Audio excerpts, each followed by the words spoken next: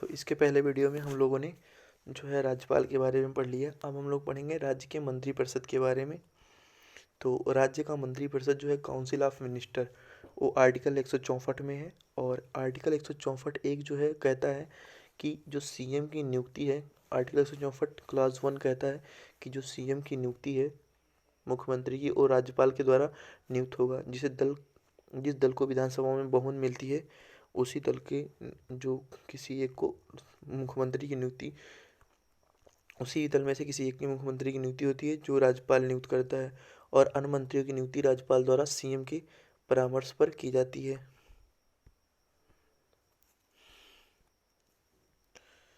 ये पता नहीं क्यों ऐसे, एक मिनट।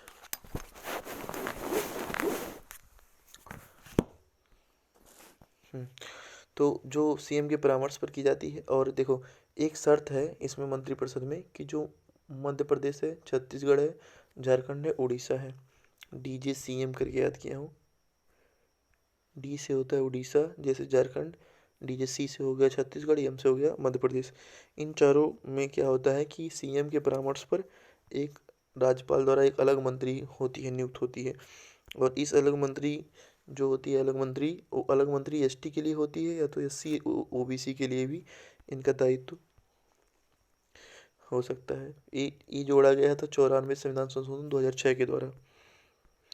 तो फिर है मंत्रियों की संख्या कितनी होनी चाहिए। 91वें संविधान संशोधन 2003 के द्वारा जो है मंत्रियों की अधिकतम संख्या विधानसभा की अधिकतम संख्या की 15% होनी चाहिए मुख्यमंत्री को लेके, लेकिन न्यूनतम 12 होना चाहिए। न्यूनतम 12 क्यों कर दिए? क्योंकि किसी किसी भी राज्य में विधानसभा की सीटें 40 हैं। जैसे हो गया आपका गोवा, तो गोवा के 40% जब निकालेंगे, 2/15% निकालेंगे 40 का, तो एक जैसे कट गया 5 या 15, 5 2 2 4, 6 ही सीट आया।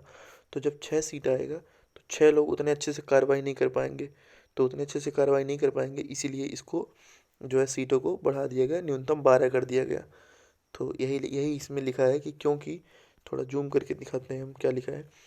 क्योंकि किसी राज्य में कम विधानसभा सीट हैं, जैसे गोवा में 40 है, तो कुल मिला के 40 का 15% निकालेंगे तो 6। तो इतने कम मंत्री अच्छे से काम नहीं कर पाएंगे, इसलिए न्यूनतम संख्या 12 कर दी गई है। ठीक है। फिर है मंत्रियों का उत्तरदायित्व। तो मंत्रियों का दोहरा उत्तरदायित्व होता है। 164(1), 164(2) आर्टिकल दोनों डिफाइन करते हैं दोहरा उत्तरदायित्व को। 164(1) कहता है कि मंत्री जो है राज्यपाल के प्रसाद पर्यंत पद धारण करेंगे।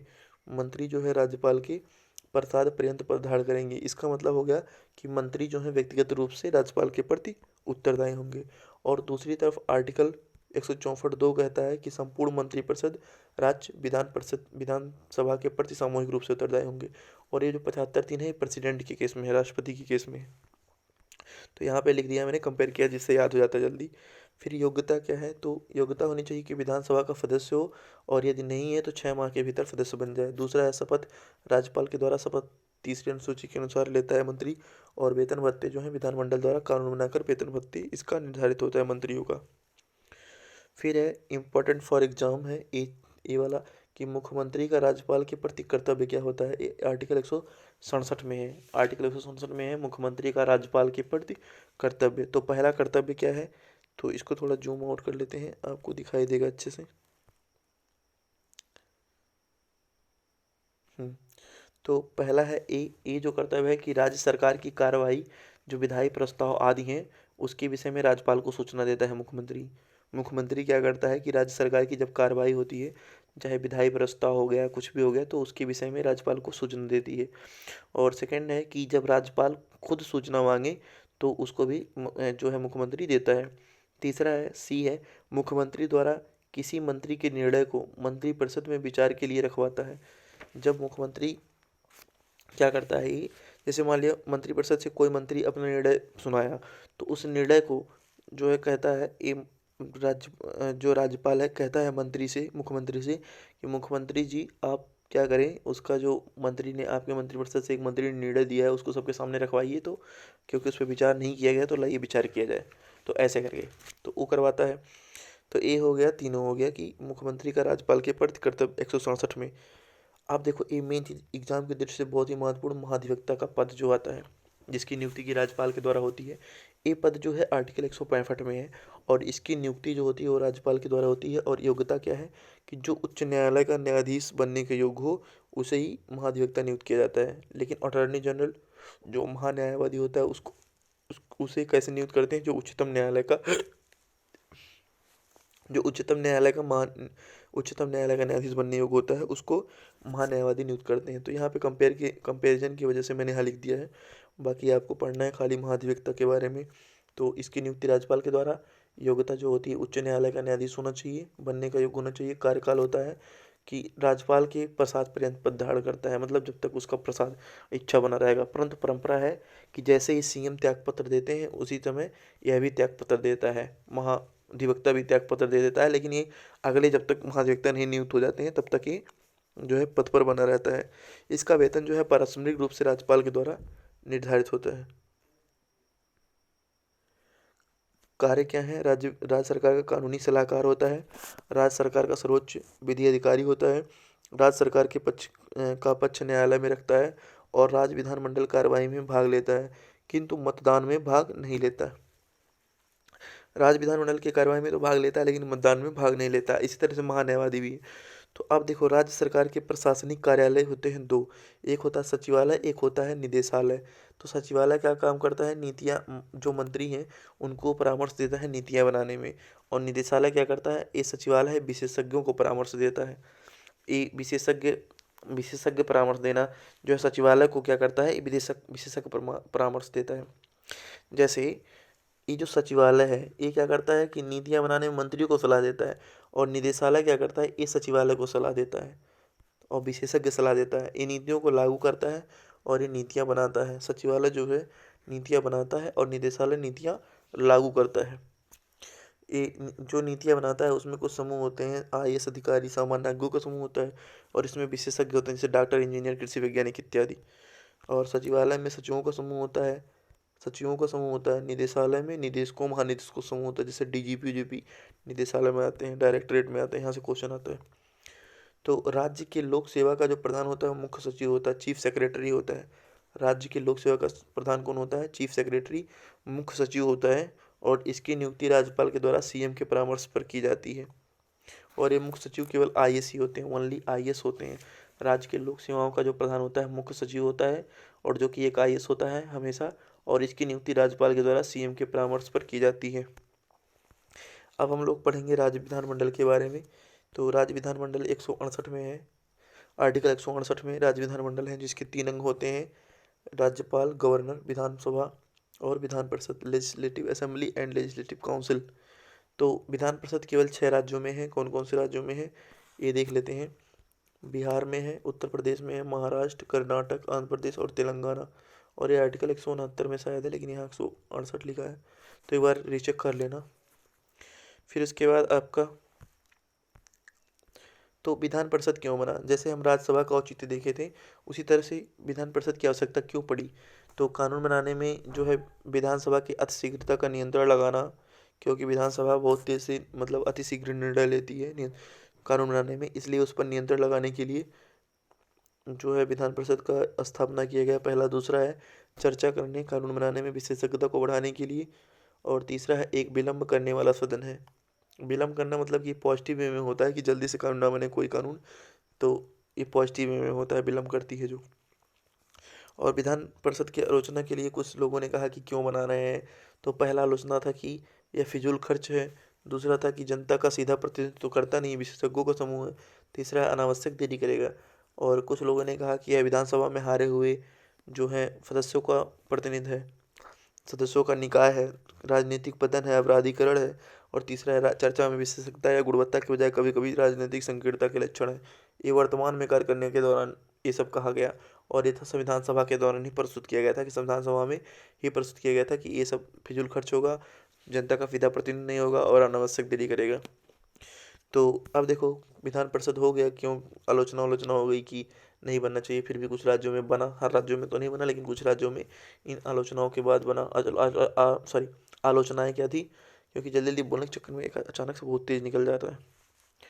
मैं सोच रहा हूँ मेरे में 1 घंटा बचा है ना, 1 घंटा रिकॉर्ड कर सकता हूँ, इसलिए जल्दी रिकॉर्ड कर रहा हूँ, तो रिवीजन हो जाएगा मेरा जल्दी से।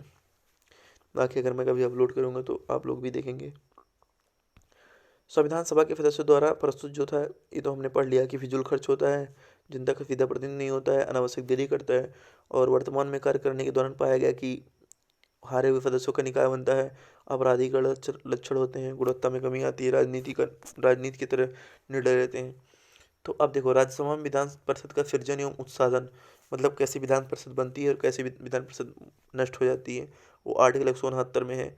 तो विधान परिषद का सृजन एवं उत्साधन संसद करती है कानून बनाकर, और साधारण बहुमत से ही करती है, बट इसे संविधान संशोधन नहीं कहते हैं।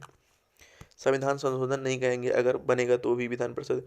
और शर्त क्या है बनने का, तो शर्त है जब राज्य की विधानसभा ऐसा प्रस्ताव पारित करे कि विधान परिषद बनना चाहिए, तो विधानसभा बन तो विधानसभा विशेष बहुमत से प्रस्ताव पारित करती है। और विशेष बहुमत क्या होता है आपको बताएं कि मान लिया 100 सीट है विधानसभा में, तो 100 का बहुमत कितना होगा, 100/2 + 1 51 होगा। और मान लिया 90 लोग उपस्थित हैं उस समय, 90 ने वोट दिया, तो 2/3 का मतलब हो गया 30 दूना 60, तो 60 ही हो गया, 51 से ज़्यादा है तो मतलब प्रस्ताव पारित हो जाएगा। विशेष बहुमत का वीडियो मैंने अपलोड कर दिया है, कई बार समझाया है, तो इसको भी देख सकते हैं। और नया नहीं समझ में आएगा तो आप लोग स्लो मोशन में देख सकते हैं। अब देखो, एक तरफ है विशेषता और एक तरफ है विधानसभा, एक तरफ है विधान परिषद। तो अधिकतम सीटें विधानसभा में अधिकतम सीटें 500 हो सकती हैं, और विधान परिषद में अधिकतम सीटें विधानसभा के सीटों की 1/3 हो सकती हैं अधिकतम, और 1/3 से ज़्यादा ना हो। न्यूनतम सीटें जो है विधानसभा में 60 हो सकती हैं, लेकिन कुछ में अपवाद हैं, जैसे सिक्किम में 32 है और गोवा में 40 है, और विधान परिषद में न्यूनतम सीटें 40 हो सकती हैं। फिर ये निर्वाचन कैसे होता है, विधानसभा के सदस्यों का निर्वाचन कैसे होता है, प्रत्यक्ष निर्वाचन होता है, जानते ही जनता करती है। और विधान परिषद में कैसे निर्वाचन होता है, तो अप्रत्यक्ष निर्वाचन होता है, जिसका निर्वाचन जैसे 1/3 1/3 1/12 1/12 1/6 होता है। इसको देख लेते हैं अप्रत्यक्ष निर्वाचन कैसे। 1/3 सदस्यों का जो निर्वाचन होता है विधान परिषद में, वो करते हैं राज्य विधानसभा के सदस्य द्वारा करते हैं। और 1/3 जो निर्वाचन होता है वो राज्य के नगर पालिका या जिला बोर्डों के अन्य निर्वाचित सदस्य करते हैं, जिन्हें संसद कानून बनाकर निश्चित करे। 1/12 सदस्यों को जो स्नातक हैं वो लोग करते हैं, 3 वर्ष पूर्व जो स्नातक हुए हैं भारतीय विश्वविद्यालय से, वो लोग करते हैं। और 1/12 जो है वो नगर पालिका वाला हो गया। 1/12 जो है वो शिक्षक करते हैं, जो माध्यमिक शिक्षा परिषद के शिक्षक हैं वो लोग करते हैं। और 1/6 राज्यपाल द्वारा मनोनीत, जो कि विज्ञान साहित्य कला में रुचिकर होते हैं, उनके द्वारा राज्यपाल के द्वारा मनोनीत किया जाता है। तो ये सारे हो गए। वही लिखा है 1/12, यहाँ देखो न्यूनतम 3 वर्ष पूर्व स्नातक की हो और भारतीय विश्वविद्यालय से। और 1/12 न्यूनतम 3 वर्ष पूर्व शिक्षक या न्यूनतम माध्यमिक स्तर के शिक्षकों द्वारा इन लोगों का चुनाव किया जाता है, सदस्यों का चुनाव किया जाता है, निर्वाचन किया जाता है। और जनप्रतिनिधित्व कानून, जो ये राज्य की न्यायपालिका है ना, इसमें जो सदस्य आते हैं वो जनप्रतिनिधित्व कानून के अंतर्गत बनाए जाते हैं। फिर है योग्यता।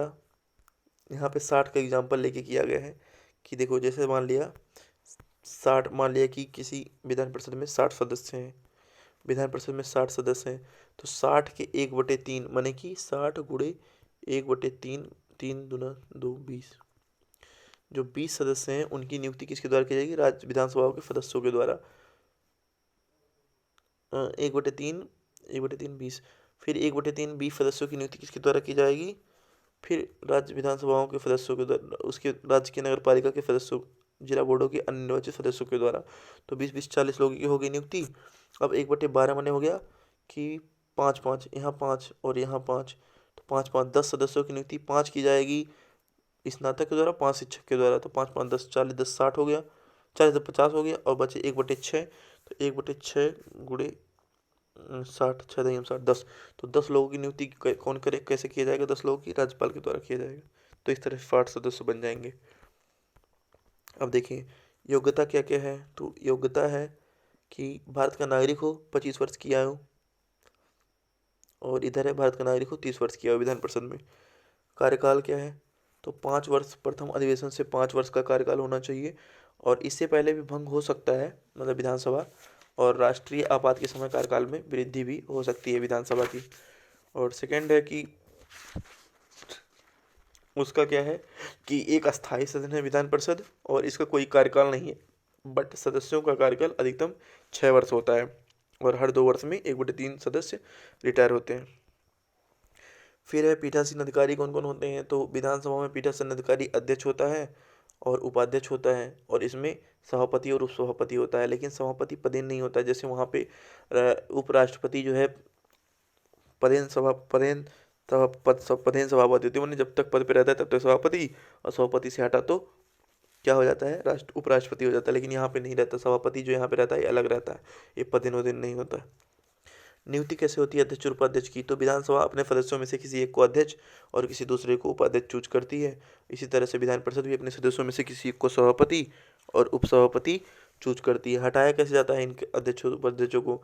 तो जब विधानमंडल जो है विधानसभा सदस्य ना रह जाए, विधानसभा का सदस्य ना रह जाए तो हटा देते हैं। और त्यागपत्र अध्यक्ष किसे देता है, उपाध्यक्ष को, और उपाध्यक्ष अध्यक्ष को देता है। इसी तरह सभापति भी हैं, उपसभापति को देते हैं त्यागपत्र, और उपसभापति सभापति को देते हैं। और इनको हटाया कैसे जाता है, तत्कालीन सदस्यों के बहुमत द्वारा पारित प्रस्ताव न्यूनतम 14 दिन पूर्व नोटिस पर स्पीकर एवं डिप्टी स्पीकर को दिया जाता है और हटा दिया जाता है। फिर आप देखो विधान परिषद 4 महीने के लिए विलंब कैसे करती है। तो जैसे मान लिया विधानसभा कोई विधेयक अगर जो देती है विधान परिषद के पास, तो विधान परिषद क्या क्या कर सकता है, एक तो स्वीकार कर सकता है, और एक अस्वीकार कर सकता है या संशोधन कर सकता है, 3 माह के लिए रख सकता है। तो एक बार 3 माह के लिए यहाँ रख लिया। अब जब 3 माह के लिए रख लिया तो क्या होता है कि इसने 3 माह तक कुछ कहा ही नहीं उस विधेयक पे, जो विधेयक विधानसभा ने भेजा था। जब कुछ नहीं कहा तो फिर क्या करेगा, 3 महीने बाद ये विधानसभा फिर उस विधान परिषद को एक पुनः विधेयक, वही विधेयक पुनः भेजेगा। तो उस विधेयक को फिर एक ही माह तक रख सकता है। तो इस प्रकार 3 माह यहाँ और 1 माह यहाँ, तो टोटल 4 माह तक ही विलंब कर सकता है विधान परिषद। जो विलंब करने वाला बताया था ना, विलंब करने वाला सदन है, तो वही है कि 4 माह तक अपने पास विधेयक को रोक सकता है। अब भारतीय न्यायिक व्यवस्था के बारे में हम लोग पढ़ते हैं, इंडियन जुडिकल सिस्टम। तो भारतीय न्यायिक व्यवस्था तो क्या होता है कि संघ में एक जो है संघ का न्यायालय होता है, जिसे उच्चतम न्यायालय बोलते हैं, सुप्रीम कोर्ट भाग 5 में है। और राज्य का जो न्यायालय होता है उसे भाग 6 में उच्चतम न्यायालय या अधीनस्थ न्यायालय भी उसी के अंदर आता है। उच्च न्यायालय के अंतर्गत जिला न्यायालय, अधीनस्थ न्यायालय उसे बोलते हैं। तो भारतीय न्यायिक प्रणाली जो है स्वतंत्र एवं निष्पक्ष है, स्वतंत्र एवं निष्पक्ष कार्यपालिका एवं विधायिका की तरफ, और इस तरह एकीकृत न्याय प्रणाली है। एकीकृत मतलब होता है कि केंद्र एवं राज्य के न्यायालय परस्पर संबंधित है। केंद्र और राज्य के जो न्यायालय हैं वो परस्पर संबंधित है। अब देखो यहाँ पे मैंने कुछ शॉर्ट नोट लिखे हैं, इसको एक बार पढ़ लेता हूँ। ये मैंने ही लिखा है कि सर ने बस ऐसे बता दिया होगा, बट मैंने इसको थोड़ा एक्सप्लेन करके लिखा है। सुप्रीम कोर्ट का जज हाई कोर्ट और जिला न्यायालय को कोई प्रशासनिक आदेश नहीं दे सकता है, बस यह न्यायिक आदेश दे सकता है। न्यायिक मतलब, और अर्थात एससी सुप्रीम कोर्ट को न्यायिक नियंत्रण है। मतलब सुप्रीम कोर्ट कोई फैसला सुना दे तो क्या होता है, सुप्रीम कोर्ट का सुनाया गया फैसला हाई कोर्ट और जिला न्यायालय में मान्य होता है। लेकिन सुप्रीम कोर्ट ये नहीं कह सकता किसी को कि प्रशासनिक कोई आदेश नहीं दे सकता। अपील जो रहती है ना, अपील हो सकती है, और अपील जो है अपील करता है और निर्णय बाध्यकारी होता है। इसके निर्णय बाध्यकारी होते हैं। उच्चतम न्यायालय का निर्णय उच्च न्यायालय के लिए बाध्यकारी, और उच्च न्यायालय का निर्णय जिला न्यायालय के लिए बाध्यकारी होता है। अब देखो ये 3 प्रकार के हो गए, उच्चतम न्यायालय, उच्च न्यायालय, जिला न्यायालय। उच्चतम न्यायालय के बारे में पढ़ेंगे। तो जो उच्चतम न्यायालय है वो भाग 5 में उच्चतम न्यायालय के बारे में प्रावधान है, जो कि आर्टिकल 124 से 147 तक का है। तो आर्टिकल 124 कहता है कि एक उच्चतम न्यायालय होगा। क्या होगा, एक उच्चतम न्यायालय होगा, एक उच्चतम न्यायालय होगा। और आर्टिकल 130 कहता है एक न्यायालय सुप्रीम कोर्ट दिल्ली में होगा। तो अब दिल्ली में ही होगा तो क्या ये अनुच्छेद में लिखा है? हाँ, ये जो लिखा है कि जो उच्चतम न्यायालय होगा वो दिल्ली में ही होगा। और वेरी इंपॉर्टेंट, ये बहुत ही इंपॉर्टेंट है ये प्रावधान, कि भारत का न्यायमूर्ति राष्ट्रपति की अनुमति से देश के किसी अन्य भाग में बैठकर सुनवाई कर सकेगा। किसी भी भाग में, कहीं भी रेलवे स्टेशन पे जाके बैठा और कहा, भारत का जो न्यायमूर्ति है, मैंने सुप्रीम कोर्ट का न्यायमूर्ति उच्चतम न्यायालय को, उसने कहा रेलवे स्टेशन बैठ गया कि चलो अब कार्रवाई शुरू करो, तो वहाँ भी कार्रवाई सुनी जा सकती है। ऐसा ही प्रावधान है। अब गठन कैसे होता है सुप्रीम कोर्ट में, सुप्रीम कोर्ट का गठन कैसे होता है, उच्चतम न्यायालय का जो गठन है वो कैसे होता है। तो उच्चतम न्यायालय के गठन में एक मुख्य न्यायमूर्ति, भारत का CJI जिसे बोलते हैं, भारत का एक मुख्य न्यायमूर्ति होगा CJI, chief justice of India जिसे बोलते हैं, एक CJI होगा, एवं अन्य न्यायाधीश भी होंगे। तो अब देखो तो एक जो सीजीआई होगा, तो मूल संविधान में क्या था, 7 लोग थे और वर्तमान में कितने हैं, एक 33 लोग हैं अन्य न्यायाधीश। अन्य न्यायाधीश जो हैं वर्तमान में 33 हैं और मूल संविधान में केवल 7 थे। आर्टिकल 124 में ये है न्यायाधीशों की जो संख्या है। तो इस प्रकार देखा जाता है कि न्यायाधीशों की संख्या में बढ़ोतरी हो जाती है। और बढ़ोतरी कैसे होती है, संसद कानून बनाता है उसके लिए, और संविधान संशोधन लेकिन नहीं कहा जाएगा। न्यायाधीश जो है संख्या में बढ़ेगा कब, जब संसद कानून बनाकर कहेगी कि हाँ अब ज़रूरत है, न्यायाधीशों की ज़्यादा ज़रूरत है। और लेकिन जब ये संशोधन करके बदल देगी इसको, जैसे 7 से 33 हो गए, तो इसको संविधान संशोधन नहीं कहेंगे, बस संसद कानून बनाकर बदल देगी इसको बस। फिर है न्यायाधीशों की नियुक्ति कैसे होती है। तो न्यायाधीशों की नियुक्ति राष्ट्रपति के द्वारा होती है, जिसमें सीजीआई की नियुक्ति होती है और अन्य न्यायाधीशों की। तो जो सीजीआई की नियुक्ति होती है, माने chief justice of India, Bharat के मुख्य न्यायमूर्ति की नियुक्ति होती है, संविधान में लिखा गया है। अभी तो कॉलेजियम प्रणाली चल रही है, लेकिन पहले संविधान में क्या लिखा था, संविधान में लिखा था कि सीजीआई की नियुक्ति जो होगी, ये देखिए, सीजीआई की जो नियुक्ति होगी उसमें सुप्रीम कोर्ट एवं हाई कोर्ट के कुछ न्यायाधीशों से परामर्श के बाद, जिसे राष्ट्रपति परामर्श लेना उचित समझे, सुप्रीम कोर्ट के और हाई कोर्ट के कुछ न्यायाधीशों से परामर्श लेकर और जो है सीजीआई की नियुक्ति हो जाती थी। संविधान में लिखा था ऐसा हो जाती थी।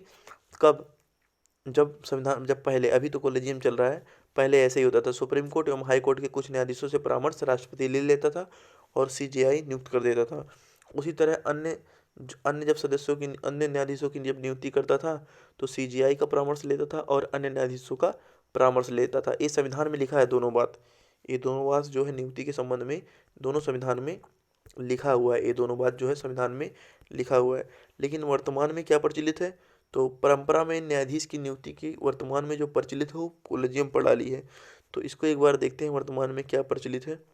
तो देखो, वर्तमान में प्रचलित है, यह सुप्रीम कोर्ट के निर्णय पर आधारित है, सुप्रीम कोर्ट के निर्णय पर आधारित है, मतलब उच्चतम न्यायालय के न्यायाधीशों की नियुक्ति के लिए उच्चतम न्यायालय ही ने आदेश दिया।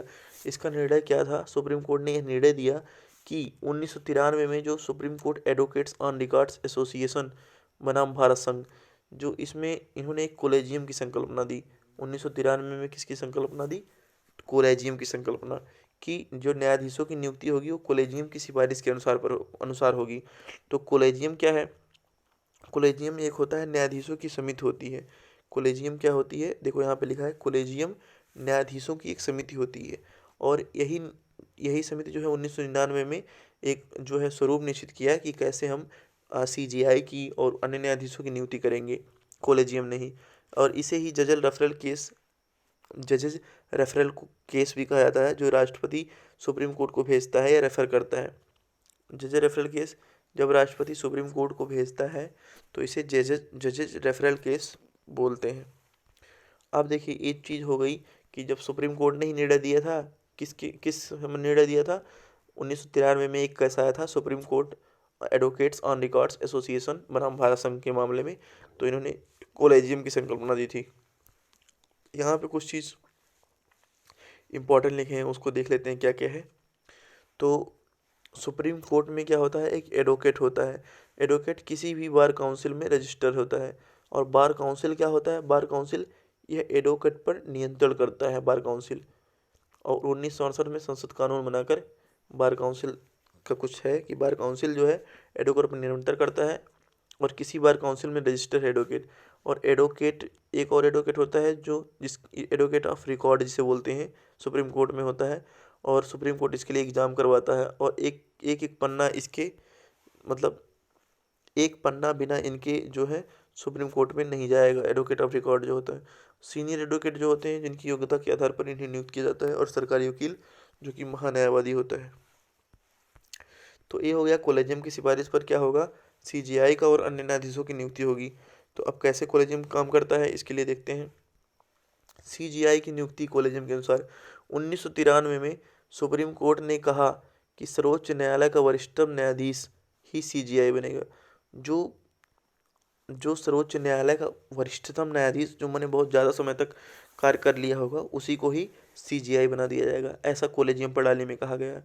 और अन्य न्यायाधीशों की जो नियुक्ति होगी वो कॉलेजियम की सिफारिश पर होगी।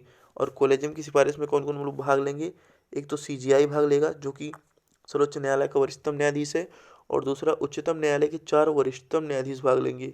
उच्चतम न्यायालय के उसी न्यायालय के जो इसमें सीजीआई है वे और उसी न्यायालय के 4 वरिष्ठतम न्यायाधीश जो है भाग लेंगे कॉलेजियम में। और जब ये सिफारिश करेंगे तो राष्ट्रपति न्यायाधीश को तब नियुक्त करता है। और राष्ट्रपति को अगर जो नाम सुझाया इन 4 वरिष्ठतम ने और एक सीजीआई ने अगर नाम सुझाया, एक कॉलेजियम प्रणाली के अनुसार नाम सुझाया, तो राष्ट्रपति पुनर्विचार के लिए भेज सकता है। और दोबारा अगर नाम ना पसंद आए तो दोबारा नहीं भेज सकता। वैसे एक बार अगर नाम नहीं पसंद आया तो भेजेगा फिर से सीजीआई और प्लस 4 उच्चतम न्यायालय के जज के पास। फिर उन्होंने कहा नहीं नाम सही है तुम करो, तो फिर राष्ट्रपति को करना पड़ेगा, न्यायाधीश नियुक्त करना पड़ेगा।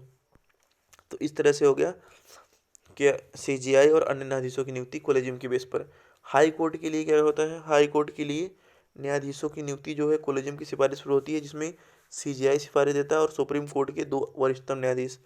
जब हाई कोर्ट में न्यायाधीश की नियुक्ति होती है तो उसमें कौन सिफारिश देता है, एक तो सीजीआई देता है और सुप्रीम कोर्ट के 2 न्यायाधीश सजेस्ट करते हैं।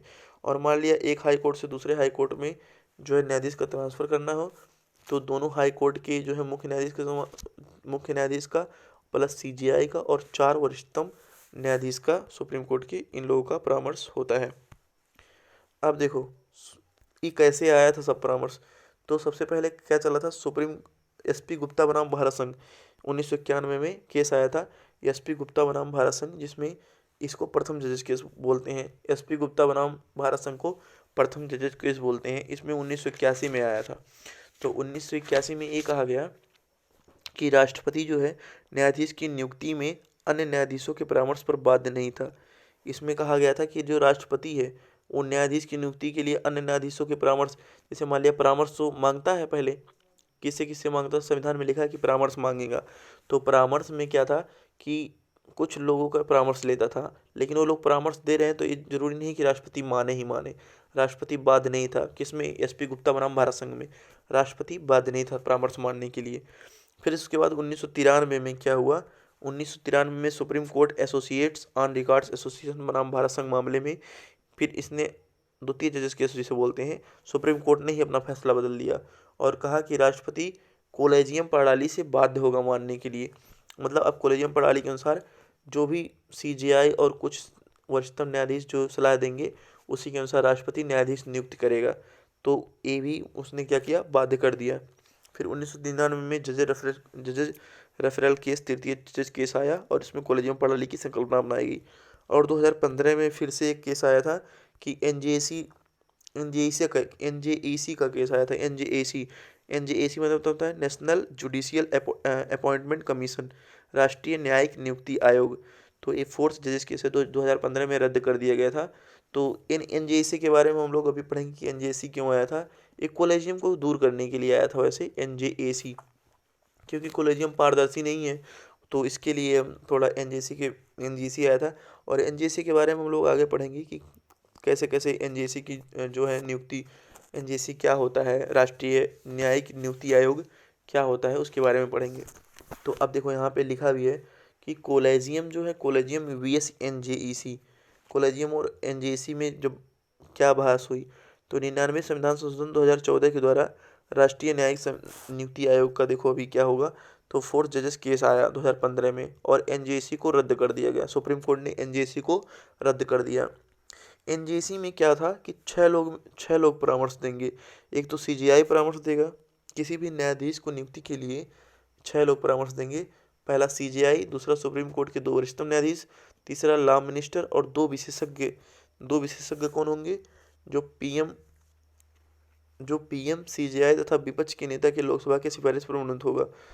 ये जो 2 विशेषज्ञ होंगे वो 3 लोग नियुक्त करेंगे, एक तो पीएम, एक तो सीजीआई और एक विपक्ष के नेता जो लोकसभा पर सिफारिश पर मनोनीत होगा। तो कौन कौन इन 2 विशेषज्ञों को नियुक्त करेगा, एक तो पीएम रहेंगे, सीजीआई और विपक्ष के नेता। तो 3 लोग मिल करके इन दोनों को नियुक्त करेंगे। फिर ये दोनों लॉ मिनिस्टर और सुप्रीम कोर्ट के 2 जज और सीजीआई, ये चारों मिलकर तब न्यायाधीश की नियुक्ति करेंगे। तो इस तरह से बहुत मतलब ये जो है बहुत अच्छा रहेगा कि सबका बहुत लोगों का विचार साथ में आ जाएगा। तो एनजेएसी में आरटीआई भी दायर हो सकती है जिससे लोगों को भी जानकारी मिले। और एनजेएसी ने कहा कि कैसे कैसे हम करवा रहे हैं न्यायाधीशों को नियुक्ति, उसके अनुसार जो है वो आरटीआई भी दायर कर सके, बता सकते हैं कि सही है कि गलत है, तो लोग भी इसके बारे में जानकारी मिल सकता है, लेकिन कॉलेजियम में तो कोई जानकारी नहीं मिलती, कैसे न्यायाधीशों की नियुक्ति हो जाती पता ही नहीं चलता। तो थोड़ा बहुत तो सही था एनजेसी, लेकिन एनजेसी को पता नहीं क्यों रद्द कर दिया गया। तो उसको देखते हैं विवाद को। ये देखिए, जब हाई कोर्ट यानी उच्च न्यायालय और सुप्रीम कोर्ट उच्च और उच्चतम मिलते हैं तो उच्चतर न्यायालय बन जाता है, हायर कमीशन, हायर कोर्ट। तो इसमें देखते हैं, पढ़ लेते हैं थोड़ा सा, हमने आपको बता दिया। वर्तमान समय में कोलेजियम के माध्यम से उच्चतर न्यायालय में, उच्चतर माने हाई कोर्ट और सुप्रीम कोर्ट दोनों, वर्तमान समय में कोलेजियम के माध्यम से उच्चतर न्यायालय में न्यायाधीश की नियुक्ति की जाती है, किंतु नियुक्ति की यह प्रणाली निम्न आधारों पर आलोचना का केंद्र है। जो कोलेजियम से नियुक्ति की जाती है, कोलेजियम के भी कुछ दोष हैं। कौन कौन से दोष हैं? इस प्रणाली पर भाई भतीजावाद के आरोप लगते रहते हैं। जो कोलेजियम प्रणाली है उस पर भाई भतीजावाद के आरोप लगते हैं, नेपोटिज्म के आरोप लगते हैं कि इसमें भाई भतीजावाद है, मतलब लोग अपने ही घर वालों को कोलेजियम के अतिरिक्त कोलेजियम के द्वारा सिफारिश कर देते हैं कि चलो इन्हें बना दो। तो ये भाई भतीजावाद वाला है, क्योंकि तो इसमें पारदर्शिता तो है नहीं, ना कोई आरटीआई है, बल्कि एनजेसी ही सीखता कि आरटीआई है, लोग जान सकते हैं क्यों किया। दूसरा है कि इसकी कार्य प्रणाली गोपनीय है, वही तो कोलेजियम जो है गोपनीय है, अतः लोकतंत्र की मान्यता के अनुरूप नहीं है। यही कारण है कि वर्तमान समय में कोलेजियम को समाप्त करने या सुधार करने की मांग की जा रही है। तो कोलेजियम को किया जा रहा है कि उसको सुधार करो। और ये एनजीसी का सृजन एवं समापन कैसे हुआ? तो कोलेजियम की आलोचना के कारण 99वें संविधान संशोधन 2014 के माध्यम से न्यायाधीशों की नियुक्ति करने के लिए एनजेएसी का गठन किया गया। जो एनजेएसी था, नेशनल जुडिशियल अपॉइंटमेंट कमीशन, राष्ट्रीय न्यायिक नियुक्ति आयोग, उसका गठन किया गया 99वें कॉन्स्टिट्यूशन अमेंडमेंट के द्वारा 2014 में। तो एनजेसी का गठन, इसका क्या होता है एनजेसी में कि इसका अध्यक्ष भारत का मुख्य न्यायमूर्ति होगा, और उच्चतम न्यायालय के 2 न्यायाधीश, जैसे मैंने बताया था ना, सीजेआई रहेंगे, और सुप्रीम कोर्ट के 2 न्यायाधीश रहेंगे, और एक लॉ मिनिस्टर रहेगा, और 2 विशेषज्ञ रहेंगे जिसकी नियुक्ति कौन करेगा? पीएम करेंगे, और सीजेआई करेगा, और विपक्ष के नेता 3 लोग मिलकर करेंगे। तो ये 6 लोग मिल करके क्या करते हैं, इसको मतलब किसी भी न्यायाधीश की नियुक्ति करते हैं, सिफारिश करते हैं राष्ट्रपति से, 6 लोग मिलके कि चलो अब न्यायाधीश की नियुक्ति कर दो। तो ये वाला तो ज़्यादा बेहतर था, और इसमें आरटीआई भी दायर कर सकते हैं, जिससे लोगों को भी जानकारी मिलती, लेकिन इसको रद्द कर दिया गया।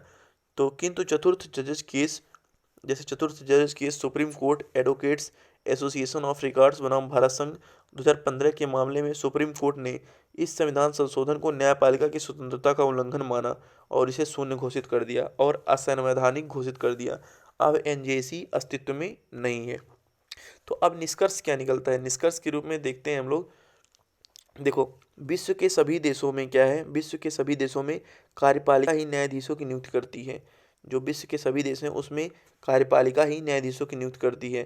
जैसे ऑस्ट्रेलिया हो गया, ब्रिटेन हो गया, उसमें न्यायाधीशों की नियुक्ति के लिए आयोग जैसी प्रणाली है। तो कार्यपालिका माने होता है कि सरकार ही न्यायाधीश की नियुक्ति करती है हर देशों में। लेकिन ऑस्ट्रेलिया और ब्रिटेन में क्या है, एक आयोग बना दिया जाता है, वो आयोग जो है न्यायाधीशों की नियुक्ति करती है। ऑस्ट्रेलिया और ब्रिटेन में एक आयोग बना दिया जाता है, ये आयोग न्यायाधीशों की नियुक्ति करती है, और अन्य देशों में जो कार्यपालिका सरकार है वो न्यायाधीशों की नियुक्ति करती है। तो इंडिया में क्या है, इंडिया में तो सुप्रीम कोर्ट ही न्यायाधीशों की नियुक्ति कर रही है। तो इसलिए वहाँ की न्यायपालिका स्वतंत्र है अन्य देशों की, और इसलिए इस समस्या के निम्न समाधान भी हो सकते हैं। अपने यहाँ क्या समाधान हो सकता है कि जो कोलेजियम है उसको पारदर्शी बनाया जाए, कोलेजियम प्रणाली को पारदर्शी बनाया जाए तथा सूचना के क्षेत्र में लाते हुए जवाबदेह बनाया जाए कि क्यों इन्हीं को नियुक्त किया, क्यों मतलब किसी जैसे कोई न्यायाधीश को नियुक्त कर दिया, कोलेजियम प्रणाली के अनुसार सब परामर्श दे दिया, तो उसको जवाबदेह बनाया जाए, क्यों ऐसा किया है, क्यों इन्हीं को किया है, इसमें क्या गुण है, इस तरह से उसको पारदर्शी भी बनाया जाए कि सब लोग जाने कि हाँ इसको क्यों कैसे किया है, किस काम के लिए किया। दूसरा है राष्ट्रीय न्यायिक नियुक्ति आयोग, जो एनजेईसी था, उसकी प्रणाली को सुधार के साथ थोड़ा और लागू किया जाए, जिससे पुनः लागू करने से विवाद रहित बनाया सके। एनजेईसी को थोड़ा सा सुधार करके उसी को लागू कर दिया जाए, ऐसा कह रहे हैं। तो जिससे कि क्या रहता है, सुधार हो जाए, न्यायिक प्रणाली में भी सुधार हो जाए। फिर है उच्चतम न्यायालय के लिए जो है न्यायाधीश के लिए योग्यता क्या है? तो उच्चतम न्यायाधीश के लिए 124 के 3 में उच्चतम न्यायालय के न्यायाधीश के लिए योग्यता है कि भारत का नागरिक हो और किसी उच्च न्यायालय या न्यूनतम 5 वर्ष न्यायाधीश रहा हो। किसी भी उच्च न्यायालय का न्यूनतम 5 वर्ष न्यायाधीश रहा हो, या उच्च न्यायालय में न्यूनतम 10 वर्ष अधिवक्ता रहा हो। या राष्ट्रपति की राय में वो विधि वेत्ता हो। तो तीनों में से कोई एक रहना चाहिए। तो पहला तो भारत का नागरिक रहना चाहिए, दूसरा है किसी भी उच्च न्यायालय में 5 वर्ष के लिए न्यायाधीश रहा हो, या किसी भी उच्च न्यायालय में 10 वर्ष के लिए अधिवक्ता रहा हो, या फिर जो है किसी भी राष्ट्रपति की राय में वो विधिवेत्ता हो, माने कानून का जानकार हो। फिर है कार्यकाल क्या है सुप्रीम कोर्ट का। सुप्रीम कोर्ट के जो न्यायाधीश है उनका कार्यकाल है 65 वर्ष की आयु तक। फिर है शपथ क्या है, तो शपथ में क्या है, राष्ट्रपति के समक्ष सुप्रीम कोर्ट के न्यायाधीश शपथ लेते हैं तीसरी अनुसूची के अनुसार। फिर है त्यागपत्र राष्ट्रपति को देते हैं। और यहाँ पे क्या है, अच्छा इसमें मैंने 125 में सुप्रीम कोर्ट के वेतन है, 125 सर ने नहीं लिखवाया था तो मैंने ऐसे लिख दिया। फिर हटाया जाना 124(4) में हटाया जाना है। 124(3) में क्या था, 124(3) में योग्यता थी, किसके लिए, सुप्रीम कोर्ट के लिए योग्यता थी 124(3) में।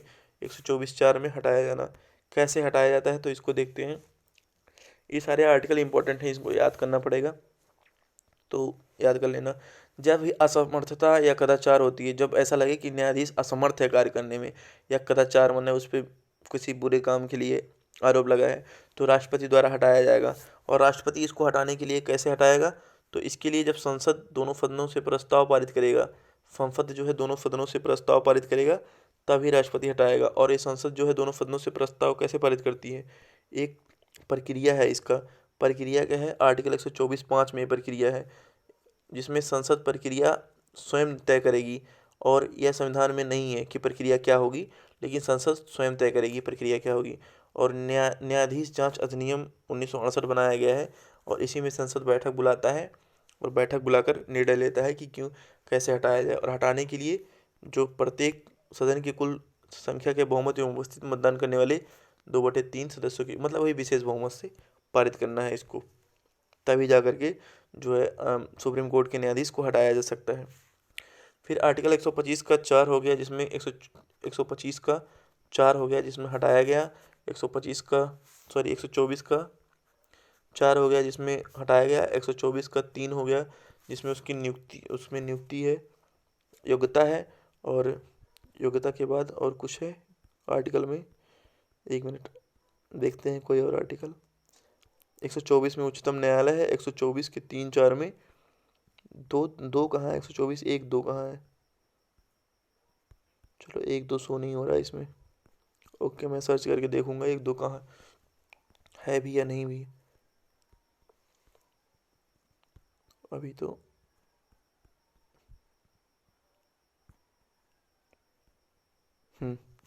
तो 124(4) में हटाया जाना हो गया। अब आ गए हम लोग 126 में। कार्यकारी मुख्य न्यायाधीश के कार्यकारी मुख्य न्यायाधीश क्या होता है, तो acting chief justice of India, कार्यकारी मुख्य न्यायाधीश। तो जब क्या होता है कि इसकी नियुक्ति सीजीआई के, जब सीजीआई अनुपस्थित हो, माने जो मेन मुख्य न्यायमूर्ति है चीफ जस्टिस ऑफ इंडिया अनुपस्थित हो, जैसे त्यागपत्र हो, बीमार हो जाए, पदरिक्त हो जाए, तो कार्यकारी मुख्य न्यायाधीश की नियुक्ति आर्टिकल 126 में हो जाती है। अब देखो सीजीआई तो हट गया, अब मान लिया कोई अन्य न्यायाधीश नहीं है, 33 न्यायाधीशों में से नहीं है, तो उसके लिए क्या होता है, तब हम आर्टिकल 127 से तदर्थ न्यायाधीश की नियुक्त करते हैं। तदर्थ मानते तो एडहॉक जज, मतलब कि जब अधिक पद रिक्त हो, या गणपूर्ति ना हो, या जब कार्यभार या कार्य केस बढ़ जाए, तो क्या करते हैं हम अस्थायी रूप से, मतलब कुछ समय के लिए इन न्यायाधीशों को बुला लेते हैं, जिन्हें तदर्थ न्यायाधीश कहते हैं। ये न्यायाधीश जो होते हैं सीजीआई, ये न्यायाधीश सीजीआई राष्ट्रपति से सहमत लेकर, जो ये तदर्थ न्यायाधीश होते हैं, पहले सीजीआई जो होता है अपना चीफ जस्टिस ऑफ इंडिया, वो राष्ट्रपति से सहमत लेता है। और किसी भी उच्च न्यायालय के ऐसे न्यायाधीश जो सुप्रीम कोर्ट के न्यायाधीश के बनने के योग्य हैं, किसी भी उच्च न्यायालय के ऐसे न्यायाधीश जो सुप्रीम कोर्ट के न्यायाधीश के बनने के योग्य हैं, उस हाई कोर्ट के मुख्य न्यायाधीश से भी परामर्श लेकर के, और खुद जो है उस न्यायाधीश में किसी भी उस न्यायाधीश के, मतलब उस न्यायाधीश से भी परामर्श लेगा, और राष्ट्रपति से भी परामर्श लेगा। तो उसके बाद फिर उसको बैठने के लिए, सुप्रीम कोर्ट में बैठने के लिए रिक्वेस्ट करेगा। लेकिन वो कैसे बैठ सकेगा, जब उच्च न्यायालय का ऐसा ही न्यायाधीश होगा जो सुप्रीम कोर्ट का सदस्य बनने के योग्य रहता हो, तो उसे ही बुला लेंगे फिर। और फिर मान लिया, ये तो हो गया तदर्थ न्यायाधीश की नियुक्ति। अब मान लिया कि सुप्रीम कोर्ट में सेवानिवृत्त न्यायाधीशों की नियुक्ति उपस्थिति, जैसे मान लिया हाई कोर्ट के जो सदस्य हैं, न्यायाधीश हैं, वो आने नहीं चाहते, तो आर्टिकल 128 में ऐसा भी है कि सुप्रीम कोर्ट में ही जो काम कर रहे थे न्यायाधीश उनको भी बुला सकते हैं। जब एडहॉक जज ना आए हाई कोर्ट से तो सीजेआई क्या करता है, राष्ट्रपति से सहमति ले करके और सुप्रीम कोर्ट की किसी सेवानिवृत्ति मतलब जो रिटायर हो चुके हैं उनको सहमति ले लेगा। यदि मना कर दिया तो हाई कोर्ट की सेवानिवृत्ति न्यायाधीश से, अगर सुप्रीम कोर्ट ने भी मना कर दिया, सुप्रीम कोर्ट के जो रिटायर्ड जज हैं वो भी मना कर दिए, तो हाई कोर्ट की रिटायर्ड जज से, माने दोनों की रिटायर्ड जज को सुप्रीम कोर्ट में बुलाया जाएगा। और जो जज बनने की योग्यता रखते हो तो फिर उनसे क्या करेगा, सुप्रीम कोर्ट उन्हें सुप्रीम कोर्ट में बैठने की ओंकार करने का अनुरोध करेगा सीजीआई। तो इन न्यायाधीशों को सुप्रीम कोर्ट के समान अधिकार मिलेगा और शक्तियाँ मिलेंगी, किंतु सुप्रीम कोर्ट का न्यायाधीश नहीं समझा जाएगा। सब कुछ बराबर मिलेगा लेकिन खाली समझा नहीं जाएगा कि हाँ सुप्रीम कोर्ट का न्यायाधीश है। फिर आ गया आपका सुप्रीम कोर्ट की शक्तियाँ एवं क्षेत्राधिकार। तो सुप्रीम कोर्ट की शक्तियाँ और क्षेत्राधिकार देखते हैं कितना है, फिर उसके बाद इसको 1 2 3 4 पेज और है तो इसको थोड़ा सा पढ़ लेते हैं। और सुप्रीम कोर्ट की शक्तियाँ एवं क्षेत्राधिकार, तो आर्टिकल 129 कहता है कि अभिलेख न्यायालय के रूप में, अभिलेख माने होता है कि हर चीज़ का लिखित प्रमाण। तो उच्चतम न्यायालय एक अभिलेख न्यायालय है, जिसका अर्थ है कि उच्चतम न्यायालय की कार्रवाई का रिकॉर्ड रखा जाएगा और जब इन्हें किसी न्यायालय में साक्ष्य के रूप में पेश किया जाए तो इन्हें चुनौती नहीं दी जाएगी और न्यायालय को अपनी अवमानना के लिए दंड देने की शक्ति होगी। तो न्यायालय की अवमानना के लिए दंड देने की शक्ति होगी। तो न्यायालय की अवमानना क्या होती है, तो न्यायालय की सम्मान को जब चोट पहुंचता है तो न्यायालय की अवमानना कहलाती है। और इसकी परिभाषा संविधान में तो नहीं है न्यायालय की अवमानना की, लेकिन यह अवमानना क्या होगी इसके लिए संसद ने न्यायालय अवमान अधिनियम 1971 बनाया है। और इसके कॉन्टेम्प्ट ऑफ कोर्ट जिसे बोलते हैं, कॉन्टेम्प्ट ऑफ कोर्ट न्यायालय अवमान अधिनियम, जिस और ये संथाल समिति 1963 के आधार पर बनाई गई है। और इसमें सिविल अवमानना होती है और एक दंडिक अवमानना होती है। दो तरह की अवमाननाएं होती हैं, एक सिविल अवमानना और एक दंडिक अवमानना। ये देखिए सिविल अवमानना और ये है दंडिक अवमानना, और एक इसके बेस पे न्यायालय अवमान अधिनियम कॉन्टेम्प्ट ऑफ कोर्ट के बेस पे बनाया गया है। तो ये अवमानना जो होती है, सिविल अवमानना किसे कहते हैं, जब न्यायालय के निर्णय की जानबूझकर अवहेलना की जाए या न्यायालय में दिए गए या किए गए वचन को भंग किया जाए तो सिविल अवमानना कहते हैं। और दांडिक अवमानना, जब कोई न्यायालय की कार्रवाई में बाधा या न्यायालय के निर्णय को लागू को उत्पन्न करने में बाधा उत्पन्न करे या न्यायालय की निंदा करे तो इसे दांडिक अवमानना कहते हैं। यद्यपि न्यायालय के संदर्भ में सत्य असत्य तथ्य प्रकट करना अवमानना नहीं माना जाता है। अवमानना के लिए 2000 की जुर्माना और 6 महीने कारावास या दोनों भी हो सकता है, ऐसा दंड का प्रावधान है। समीक्षा क्या है अभिलेख न्यायालय की, अभिलेख न्यायालय के रूप में विगत वर्षों में न्यायालय की अवमानना विवादों में रही है। यह कहा जाता रहा है कि इसने लोगों में अनावश्यक भय उत्पन्न किया है, मतलब लोगों में अनावश्यक भय उत्पन्न हो गया है, कोई न्यायालय के विरुद्ध नहीं जा रहा है तथा न्यायालय पर चर्चा करने से लोगों को रोका है, जिससे न्यायिक सुधारों पर चर्चा नहीं हो सकती है। ब्रिटेन आदि देशों में इसे समाप्त कर दिया गया है, इसलिए भारत में भी समाप्त कर देना चाहिए। निष्कर्ष, भारत में परिस्थितियां भिन्न हैं, लेकिन अतः न्यायालय की अवमानना न्यायालय की कार्रवाई को प्रभावी तरीके से चलाने में आवश्यक है।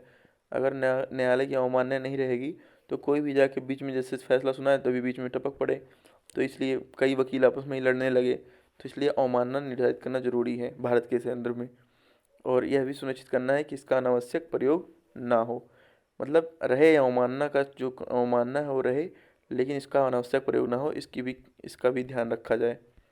आर्टिकल ये तो हो गया 129 था आर्टिकल, जो अभिलेख न्यायालय के रूप में कार्य कर रहा था वो आर्टिकल 129 था। अब आर्टिकल 129 के बाद 131 आएगा, क्योंकि 130 में क्या था कि दिल्ली रहेगी, क्या उच्चतम न्यायालय दिल्ली रहेगी। 131 है आरंभिक अधिकारिता के क्षेत्र में। आरंभिक अधिकारिता का क्षेत्र मतलब होता है सुप्रीम कोर्ट की आरंभिक अधिकारिता। यदि केंद्र तथा राज्य के मध्य विवाद हो तो डायरेक्ट सुप्रीम कोर्ट में अपील की जाती है। जैसे केंद्र, आरंभिक अधिकारिता माने होता है कि डायरेक्ट उच्च न्यायालय या जिला न्यायालय में ना जाए केस, डायरेक्ट सुप्रीम कोर्ट में जाए। तो कौन कौन से केस होते हैं, एक तो होता है जब केंद्र और राज्य के मध्य विवाद हो तो डायरेक्ट सुप्रीम कोर्ट में अपील, राज्यों के मध्य विवाद हो या केंद्र या कुछ राज्य सरकारें एक और अन्य राज्य सरकारें एक और हो, ऐसे विवाद। अपवाद क्या है, कुछ मामले में ऐसी सुनवाई नहीं करेगा। कौन कौन से मामले में, पहला है यदि विवाद संविधान लागू होने से पहले किए गए समझौतों आदि से उत्पन्न हो। जब विवाद जो है संविधान लागू होने से पहले किए गए समझौतों आदि से उत्पन्न हो तो सुप्रीम कोर्ट अपील सुनवाई नहीं करेगा। दूसरा है नदी जल का बंटवारा हो आर्टिकल 262 में, तो भी सुप्रीम कोर्ट सुनवाई नहीं करेगा। तीसरा है वित्त आयोग की सिफारिशों से उत्पन्न विवाद हो तो भी सुप्रीम कोर्ट सुनवाई नहीं करेगा। चौथा है केंद्र व राज्य के बीच कुछ खर्चों के समायोजन का विवाद हो तो भी सुप्रीम कोर्ट सुनवाई नहीं करेगा।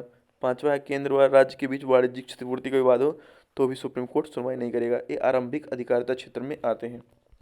फिर है आर्टिकल 32 जो है रिटी क्षेत्राधिकार सुप्रीम कोर्ट की है, जो कि फंडामेंटल राइट में पढ़ेंगे। और आर्टिकल 13(2) न्यायिक पुनर्विलोकन है, ये भी। अब है अपीलीय क्षेत्राधिकार। अभी हमने देखा था अपील नहीं, अपीलीय क्षेत्राधिकार क्या होते हैं। तो अपीलीय क्षेत्राधिकार होते हैं जो कि सुप्रीम कोर्ट देश के सबसे बड़ी अपीलीय क्षेत्राधिकार है, इसलिए अपीलीय क्षेत्राधिकार इसमें होते हैं। एक तो होता है संवैधानिक मामलों में अपील। संवैधानिक मामलों में अपील होता है 134 में संवैधानिक मामलों में अपील है।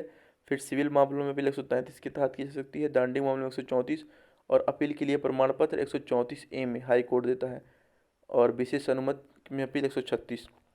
तो अभी देखते हैं कि जो आर्टिकल 134 में है हाई कोर्ट का प्रमाण पत्र, तो संवैधानिक मामलों में अपील यदि हाई कोर्ट प्रमाण पत्र दे 134 के तहत, यदि हाई कोर्ट प्रमाण पत्र दे कि मामले में संविधान का मूलभूत प्रश्न शामिल है, कि मामला जो मामला है उसमें संविधान का मूलभूत प्रश्न शामिल है जिसकी व्याख्या सुप्रीम कोर्ट करे, तो ये मामला जा सकता है सुप्रीम कोर्ट में। संवैधानिक मामला सीधे सुप्रीम कोर्ट में 132 के तहत जा सकता है, लेकिन इसके लिए प्रमाण देना पड़ेगा हाई कोर्ट को। फिर दूसरा है सिविल मामला। जब हाई कोर्ट प्रमाण पत्र दे कि जो मामला है उसमें कानूनों का मूलभूत प्रश्न है, तो भी सुप्रीम कोर्ट में जा सकता है। इसी तरह से दांडिक मामला है, जब हाई कोर्ट प्रमाण पत्र दे कि प्रश्न में दांडिक मामला शामिल है तो सुप्रीम कोर्ट में जा सकता है। और 124 में तो अपील के लिए प्रमाण पत्र है ही 34A में, और विशेष अनुमति से अपील है, विशेष अनुमति से भी अपील की जाती है। तो अब देखो ये दांडिक मामलों में जो अपील है 134 में, वो क्या है, जब हाई कोर्ट प्रमाण पत्र दे और जब निचली अदालत में मामला चल रहा हो, जैसे दांडिक अपराध वाला है, जब निचली अदालत में मामला चल रहा है और हाई कोर्ट अपने पास बुलाया, जैसे जिला अदालत में मामला चल रहा है, हाई कोर्ट ने अपने पास बुलाया, केस की सुनवाई करी और आरोपी को फांसी दे दी। तो जो आरोपी को फांसी दे दी तो सुप्रीम कोर्ट में अपील तुरंत चला जाएगा ऑटोमेटिक से। कैसे कैसे उच्च न्यायालय कैसे फांसी दे सकता है, तो सुप्रीम कोर्ट में जाएगा, तो सुप्रीम कोर्ट फैसला सुनाएगी उसके बारे में। और इसी तरह से जब निचली अदालत में किसी व्यक्ति को निर्दोष घोषित कर दिया गया है, जैसे निचली अदालत में किसी व्यक्ति को निर्दोष घोषित कर दिया गया जिला में, और हाई कोर्ट ने बुलाया उसको और उसको या तो फांसी दे दिया या तो उसको दोषी दे दिया, तो उसको कहा चलो ठीक है तुम्हारा कोई आरोप नहीं है तुम पर, तुम फ्री हो, तो इन दोनों मामले में अपने आप केस चला जाता है सुप्रीम कोर्ट के पास, अगर उसने फांसी भी दे दिया, मृत्युदंड दे दिया। फिर है आर्टिकल 138 में सर्वोच्च न्यायालय का अधिकार क्षेत्र विस्तार है, और आर्टिकल 137 में है निर्णयों का पुनर्विलोकन। निर्णयों का पुनर्विलोकन मतलब जो सुप्रीम कोर्ट है ना, उसके वो अपने निर्णय पर पुनर्विलोकन कर सकती है, एक बार पुनः देख सकती है। जैसे कि अयोध्या मामला में भी है कि 137 में पुनर्विलोकन है, 138 में सर्वोच्च न्यायालय के अधिकार का क्षेत्र विस्तार है। आर्टिकल 139 में है मामले का अंतरण। मामले का अंतरण क्या होता है कि सुप्रीम कोर्ट होता है जो पक्ष महान्यायाधीश या स्वयं के निर्देश पर एक मामले को, एक हाई कोर्ट के मामले को दूसरे हाई कोर्ट में भेज सकता है, ट्रांसफ़र कर सकता है जब किसी को लगे कि उस हाई कोर्ट में निष्पक्ष फैसला नहीं हो रहा है और सुप्रीम कोर्ट से कहे कि इसको हमारे केस को दूसरे न्यायालय में भेज दो, तो सुप्रीम कोर्ट इस केस को इस न्यायालय से इस न्यायालय में भेज सकता है। और सुप्रीम कोर्ट किसी मामले में मामले को हाई कोर्ट से मंगा लेगा, कहेगा तुम सुनवाई नहीं कर पा रहे हो इधर लाओ, तो हाई कोर्ट क्या करेगा, लेके आएगा अपना मामला। तो सुप्रीम कोर्ट इस पे पूरा पढ़ेगा, निर्देश देगा, निर्देश दे करके फिर हाई कोर्ट को भेज देगा, अब लो अब फैसला सुनाओ, तो हाई कोर्ट फिर से फैसला सुना देगा। तो इस तरह से सुप्रीम कोर्ट मामलों का अंतरण भी कर सकता है। फिर है आर्टिकल 143 ए, तो हो गया आर्टिकल 139A मामलों का अंतरण। आर्टिकल 139A में मामलों का अंतरण है, 137 में निर्णयों का पुनर्विलोकन है, और 129 में अभिलेखीय है, 131 में परामर्शी नहीं आरंभिक अधिकारिता क्षेत्र है 131 में, और 132 में संवैधानिक मामलों में अपील है, 133 में सिविल मामलों में अपील, 134 में दांडिक मामलों में अपील, 134 में अपील के लिए प्रमाण पत्र, 136 में विशेष अनुमति से अपील, और 137 से निर्णयों का पुनर्विलोकन, 138 में सर्वोच्च न्यायालय का अधिकार का क्षेत्र विस्तार, और 139 में ए में है मामले का अंतरण। 143 में क्या है, परामर्शी अधिकार है। परामर्शी अधिकार मतलब होता है एडवाइजरी जुडिशियन। तो राष्ट्रपति जो है सुप्रीम कोर्ट से परामर्श मांग सकता है। राष्ट्रपति क्या करता है, सुप्रीम कोर्ट से परामर्श मांग सकता है और किसी भी तथ्य पर मांग सकता है, किसी विधि विषय में, और यह परामर्श महान्यायवादी लेके जाता है सुप्रीम कोर्ट के पास। महान्यायवादी लेके जाता है कि लो भाई सुप्रीम कोर्ट जी लो, और राष्ट्रपति ने भेजा है परामर्श मांगने के लिए, इस पर परामर्श दो। तो सुप्रीम कोर्ट बाध्य नहीं है परामर्श देने के लिए कि हम चाहे परामर्श दे या ना दे, और उस परामर्श देगा भी तो 5 जज की बेंच सुनवाई होगी तब परामर्श देगा। अब मान लिया परामर्श दे दिया प्रेसिडेंट को, तो अब प्रेसिडेंट भी बाध्य नहीं है कि इसके परामर्श को मान ही ले, तो दोनों एक दूसरे से अबाध्य मतलब बाध्य नहीं है। फिर है आर्टिकल 141 में क्या है, ये तो हो गया परामर्शी अधिकार 143 था। अब 141 में है कि सुप्रीम कोर्ट के द्वारा घोषित कानून देश में सभी न्यायालयों पर बाध्यकारी होगा। माने सुप्रीम कोर्ट सबसे बड़ा है ना, तो ये जो न्याय देगा वो हाई कोर्ट पे भी लागू होगा और वो जिला न्यायालय पे भी लागू हो जाएगा। फिर है इसे ही पूर्व न्याय का सिद्धांत कहते हैं, और इसे ही क्या कहते हैं, पूर्व न्याय का सिद्धांत। जो पहले ही न्याय हो जाए सुप्रीम कोर्ट तो पहले ही न्याय कर देगा पूर्व में ही, बाकी नीचे क्या हो रहा है क्या नहीं हो रहा है वो हाई कोर्ट वाई कोर्ट उसका मतलब नहीं रहेगा। फिर है आर्टिकल 142 क्या कहता है कि सुप्रीम कोर्ट पूर्ण न्याय करने के उद्देश्य से कोई भी आदेश दे सकता है। माने कोई भी आदेश दे सकता है, अपने मन से कोई वो नहीं है। दूसरा है संसद कानून बनाएगी कि न्यायालय कैसे संपन्न करेगा, मतलब कैसे बैठेगा, उसकी अवमानना के लिए क्या दंड होगी, और सुप्रीम कोर्ट के आदेश कैसे लागू किए जाएंगे, ये सब कानून कौन बनाएगा, संसद कानून बनाएगी। फिर है नोट, तो किंतु संसद सुप्रीम कोर्ट के अधिकार में कमी नहीं कर सकती परंतु वृद्धि कर सकती है। संसद जो है सुप्रीम कोर्ट के अधिकार में कमी नहीं कर सकती, वृद्धि कर सकती है, कानून ना करे, और ऐसा आर्टिकल 138 और 139 में लिखा है। और जो संवैधानिक बेंच होंगे और उसमें मिनिमम 5 सदस्य होंगे। अब आ गया हमारा प्रतिस्पर्धी संघवाद क्या है। तो प्रतिस्पर्धी संघवाद क्या होता है, प्रतिस्पर्धी संघवाद का अर्थ है कि राज्यों के मध्य विकास के लिए प्रतिस्पर्धा हो। क्या हो, प्रतिस्पर्धा हो, माने जो राज्यों एक राज्य से दूसरे राज्य के बीच प्रतिस्पर्धा हो कि कौन जल्दी विकास कर रहा है, तो इसे कहते हैं प्रतिस्पर्धी संघवाद, कॉम्पिटिटिव फेडरलिज्म। और केंद्र के द्वारा ऐसी प्रतिस्पर्धा को प्रोत्साहन देना चाहिए। जब ऐसी जो है प्रतिस्पर्धा को प्रोत्साहन देंगे तो हर राज्य एक दूसरे से अच्छा बनने के चक्कर में क्या करेंगे, विकास करेंगे अपने अपने राज्य का। तो ये चीज़ अच्छा है। जैसे नीति आयोग क्या करती है अभी अपने वेबसाइट पे क्या करती है, वो सभी राज्यों का दर्जा दे देती है, कौन राज्य के विकास के मामले में अच्छा है, कौन राज्य प्रदूषण को ज़्यादा रोक रहा है। तो इससे क्या होता है, लोगों में होड़ बनी रहती है, दूसरे राज्य से वो लेते हैं, क्या करते हैं, देखते हैं कि कैसे वो फर्स्ट रैंक पे आ गया, मुझे भी आना है, तो उसी की तरह सुधार करते हैं। और विभिन्न सूचकांकों का निर्माण से देश में प्रतिस्पर्धी संघवाद प्रदर्शित करते हैं, और प्रतिस्पर्धी संघवाद जो है वो देश के लिए बहुत अच्छा है। तो भारत में सहकारी संघवाद को क्षति कहाँ हो रही है, कैसे कैसे सहकारी संघवाद क्षति हो रहा है, तो इसके लिए भी देखो 1967 तक भारत में संघवाद एवं सहकारी संघवाद की क्षति जैसी कोई समस्या नहीं थी, क्योंकि 1967 के पहले एक ही केंद्र एवं राज्य में एक ही सरकार थी। किंतु 1967 के बाद जब कुछ राज्यों में केंद्र से अलग सरकारें बनी तो संघीय ढांचे के समक्ष चुनौतियाँ उत्पन्न होने लगी, और इन चुनौतियों को निम्न रूप से समझा जा सकता है। देखो, अनेक क्षेत्रीय दलों के उदय जो संकीर्ण स्वार्थों के लिए कार्य करने लगे। क्या हुआ कि छोटे छोटे दलों का उदय हुआ जो संकीर्ण क्षेत्रों के लिए कार्य करने लगे। ये जो सहकारी संघवाद में क्षति हो रही है कि छोटे छोटे दल 1967 के बाद छोटे छोटे दल हुए जो अपना ही राजनीति के लिए अपना ही काम करने लगे। राजनीतिक नैतिकता का जो तीव्र पतन होने लगा, केंद्र एवं राज्यों के बीच समय समय पर टकराव होने लगा, और नदियों से संबंधित विवाद, राज्यों से मध्य सीमा संबंधित विवाद, ये सब विवाद राज्य में होने लगे, तो जिससे सहकारी संघवाद को क्षति पहुंची। इसके उपाय क्या है, पहला तो है कठोर राजनीतिक सुधार और राजनीति में नैतिकता और अनुशासन को प्रोत्साहन देना। कठोर राजनीतिक सुधार और राजनीति में जो है राजनीति में नैतिकता लाना, और अंतर्राज्यीय परिषद की भूमिका को प्रभावी बनाना। अंतर्राज्यीय परिषद की भूमिका को प्रभावी कैसे बनाया जा सकता है, अंतर्राज्यीय जो परिषद है उसकी भूमिका को प्रभावी इस तरह से बनाया जा सकता है।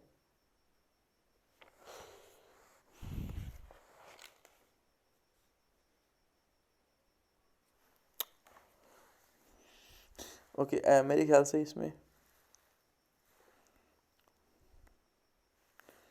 मैंने कुछ पेज जो है उच्च न्यायालय के भी छोड़ दिए हैं। तो पहले हम लोग उच्च न्यायालय के बारे में पढ़ेंगे, उच्च न्यायालय के बाद देन फिर जिला न्यायालय के बारे में पढ़ेंगे, और जिला न्यायालय के बाद अभी बहुत सारे इसमें टॉपिक जो हैं वो रह गए हैं। उसके बाद ये आएगा प्रतिस्पर्धी संघवाद। तो प्रतिस्पर्धी संघवाद हमने पहले ही ऐड कर दिया, इसलिए अभी यहाँ पे इसका वर्णन नहीं होना चाहिए, इसलिए आपको समझ नहीं आएगा। तो सॉरी फॉर इनकन्वीनियंस, सुविधा के लिए खेद है। और यहाँ तक, बस आपको यहाँ तक पढ़ना है, बाकी प्रतिस्पर्धी संघवाद बाद में पढ़ेंगे। Thank you.